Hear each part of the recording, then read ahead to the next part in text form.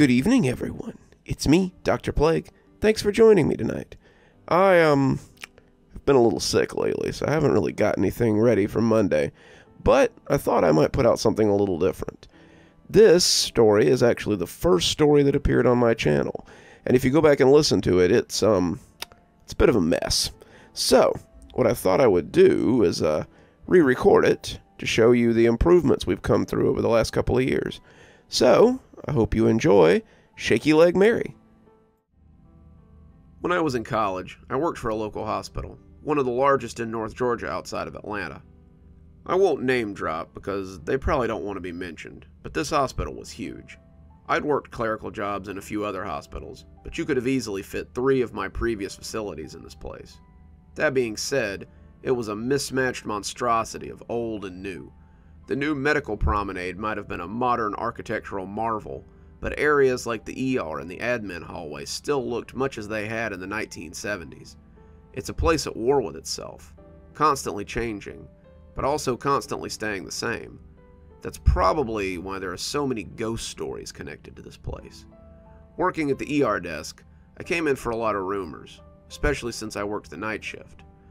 Security has an office in the ER, since it's where the biggest train wrecks usually happen. That means that Carl, the night watchman, would usually wander over to hang out and watch YouTube videos when I'm not checking people in. David, the late night maintenance guy, and Mark, the 11 to 7 switchboard operator, were also pretty likely to come hang out if the night was slow or they were on break. Between the 3 of them, I've heard all the good stories from after hours. Some of them were kind of funny, like the nurses Carl walked in on screwing during a security check, or the handsome ER surgeon, Dr. Logan, who cried to Mark for 3 hours while he was stuck in the elevator that wouldn't work. These stories were fun, but they inevitably led to stories about the hospital's haunted areas and the weird occurrences they sometimes witness. Some of them were clearly bullshit, like David telling me that his ladder had disappeared from the 4th floor stairwell and appeared on the roof. But some of them were too weird to be pure fabrication. Certain areas of the hospital were definitely more active than others. Places like the South Promenade, where a girl had jumped to her death from the 4th floor railing. David claimed to this day that he watched a shadowy figure drop to the tiles a few times, and the look on his face makes me believe that he probably wasn't lying. Then there's the matter of Mark's phantom phone calls every night. Mark claims that he gets at least 4 phone calls from the courtesy phone on the 3rd floor, between midnight and 4 a.m. The caller never says anything, but Mark was sure he could hear a little whisper under all the static. One night he had recorded the noises on his cell phone and let a friend listen to them who's into paranormal stuff. When his friend had processed it through a computer program, the caller had said things like Jackie and love and baby, but the rest had been nothing but gibberish. It happened at the same time in the wee hours every morning, and Mark had even sent Carl up to the phone on a few occasions to check for people playing jokes on him. Carl had reported that the phone wasn't even plugged in, yet the phone calls still came.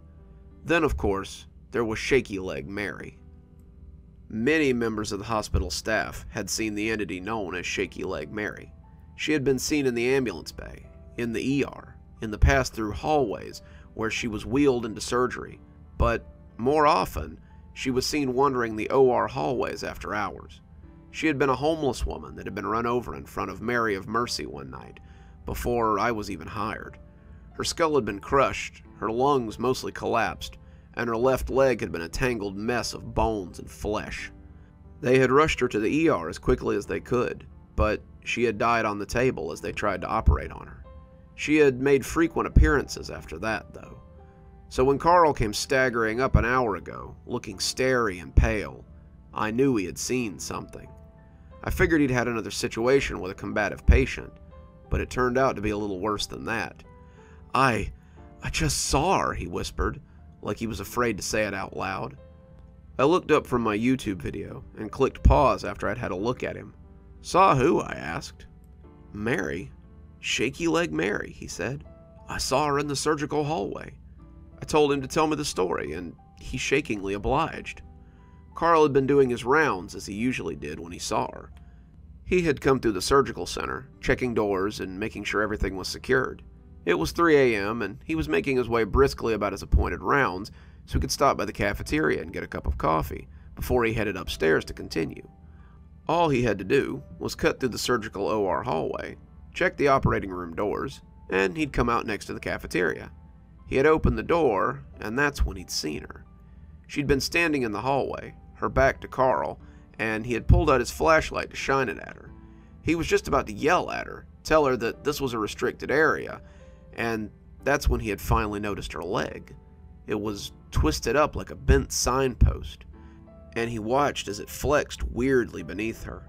Her hair was dark and oozed with something pink and viscous. Carl swore he could hear her breathing raggedly, her air hitching in oddly as her deflated lungs tried to pump it, and the bulb popped when he dropped his flashlight. The sound made her turn, and her squashed face looked like a ruined jack-o'-lantern as the bulbous eyes stared blindly in his direction. She was as far from me as that water fountain, he said, pointing to a fountain that was about 30 feet away, but that leg didn't stop her from coming after me. Carl said she hunkered, going on all fours like a dog, and charged him grotesquely.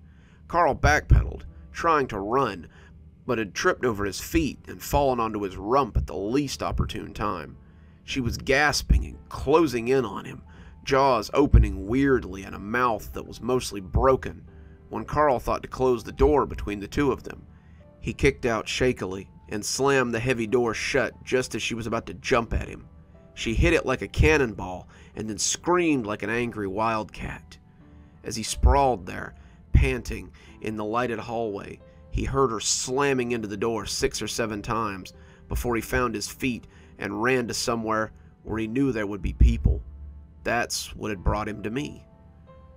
Carl later got David to agree to go with him to make sure it wasn't just some homeless person who had wandered in and was trashing the place. The two of them turned on all the lights and explored every OR room and the storage closets, but they didn't find anything but surgical equipment and cobwebs. She had disappeared as quickly as she had arrived, but they did bring me to that door to show me that she had left something behind before I left for the night.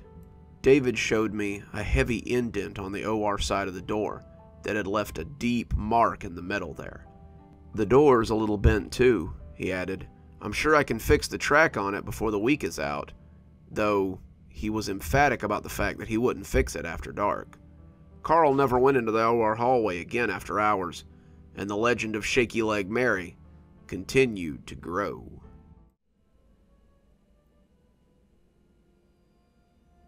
Good evening, everyone. It's me, Dr. Plague. Thank you so much for joining me for tonight's story. If you enjoyed tonight's story and you haven't already, why not go ahead and subscribe? Maybe hit that notification bell so you don't miss any of the spooky things that we do here. While you're here, maybe go ahead and give that video a like and drop a comment. I like it when people comment. If you're not too spooked and you think you might can handle a little more, why not go ahead and click on one of those other videos that's about to pop up?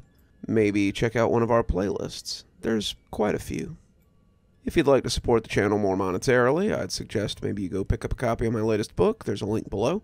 Or maybe head on over to Patreon. I have quite a few tiers. I'm sure there's one that'll suit you best. Speaking of Patreon, let's go ahead and thank our patrons, shall we? Thanks to Janet for being our Spooky Skeleton tier contributor. And thanks to Winters, Xaronan, Emily Coltsfoot, Martha, Marianne Schuler, Jennifer Damron, and Tyler Parker for being our Ghostly Reader tier contributors. Thanks, guys. We just couldn't do the show without you. If you're a fan of my books, I always recommend go ahead and join that Ghostly Reader tier. $10 a month, and it also gets you a book anytime I write one, which is around twice a year usually. And as always, thanks for stopping by. Dr. Plague, signing off. Have a wonderful evening.